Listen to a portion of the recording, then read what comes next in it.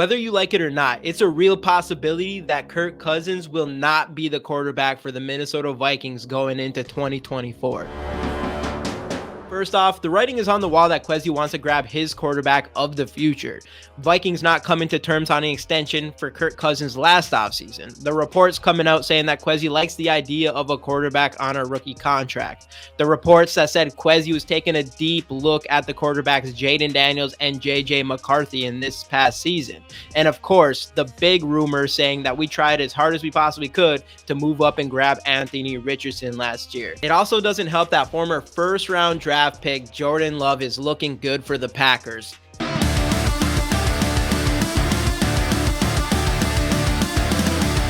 Please, football gods, please tell me that Jordan Love's play right now is just a fluke and he will ultimately be ass and the Detroit Lions will not win the Super Bowl, making us the worst franchise in our division.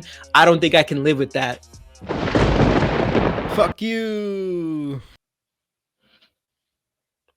Nah, fuck you. Anyway, with all that in mind, you gotta believe that Kwesi in the front office is more focused on our future, which means if you bring back Kirk Cousins, it will probably be as a bridge quarterback. I just have a hard time believing that Kirk Cousins and Kwesi will be on the same financial page, as I think Kirk Cousins probably could get over $40 million a year somewhere else. And even if he takes a hometown discount to be here in Minnesota, I think Kwesi's number is probably under $30 million a year, because how come you would pay more than that for a guy that you look as your bridge quarterback for your quarterback of the future? And with the reports coming out that Bill Belichick is getting his second interview with the Atlanta Falcons, the home place of Kirk Cousins' wife, you gotta think this is a perfect situation for Kirk Cousins. And if you're Kirk Cousins and you're weighing your options and you get a $40 million offer to go play under Bill Belichick in Atlanta where you have family, compared to sticking around in Minnesota for $10 million less, you got to think this is a situation Cousins didn't even see coming. And I don't think it's going to be an easy decision for him either. That being said, if we move on from Kirk Cousins, these are the top three options, in my opinion, for us grabbing a bridge quarterback while keeping our eyes on the future. 3. At number 3, you got quarterback Jacoby Brissett, and as somewhat of a journeyman, Brissett has stepped in multiple times as a starter to play very solid.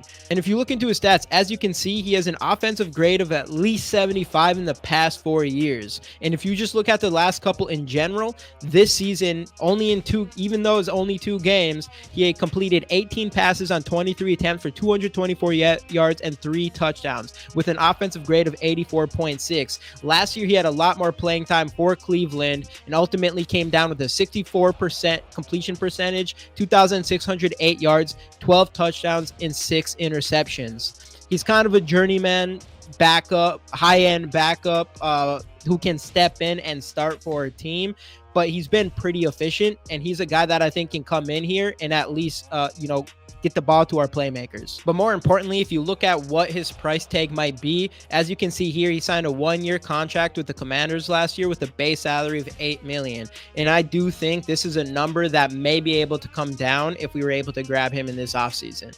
2. At number 2, you got quarterback Ryan Tannehill, a guy who's been a very solid starter in the NFL. And as you can see by his stats, in 2019, his first year with Tennessee Titans, he had a grade of 92.5, where he threw 70% completion percentage, 2,742 yards, 22 touchdowns, and 6 interceptions. Very efficient quarterback, and he's already been a bridge quarterback for Will Levis. Not to mention, he is 2-3 in the playoffs, which is 1 more playoff win than Kirk Cousins has ever had. And this is a guy that you're going to bring in, and he's going to be as close to Kirk Cousins as you can pretty much get without the same price tag. He is finishing up a contract with Tennessee Titans that was about $30 million a year, and he's due $27 million this year. But my guess is if we were to sign him in the offseason as a bridge quarterback, it'll probably cost us around $10 to $15 million, which might be more than we really want to spend after we leave Kirk Cousins. But if you want a guy that can come in here and be an efficient quarterback, I do think Ryan Tannehill can be that at a much cheaper price than Kirk Cousins. 1. And finally, at number 1, this quarterback almost brought his team to the playoffs last year. And at one time, he played multiple seasons for a team whose logo is of a bird. And talking about logos, his current team's logo has something to do with a horse. This quarterback is... Nah, I'm just messing with you. That wouldn't make any sense. The real number 1 quarterback on my list is Colts quarterback Gardner Minshew.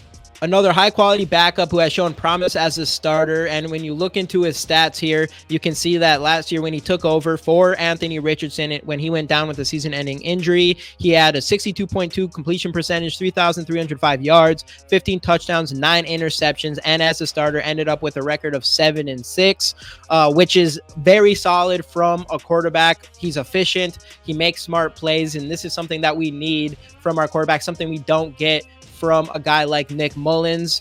But the big thing about Minshew is the cost. As you can see, last year he signed a 1-year deal with the Colts for only $3.5 million. If we were able to grab him for around the same price, we get a very solid quarterback and save potentially more than $30 million annually if we were to sign Kirk Cousins, while giving our rookie some time to get accustomed to the NFL. But which rookie quarterback will that be? I said LSU quarterback Jaden Daniels.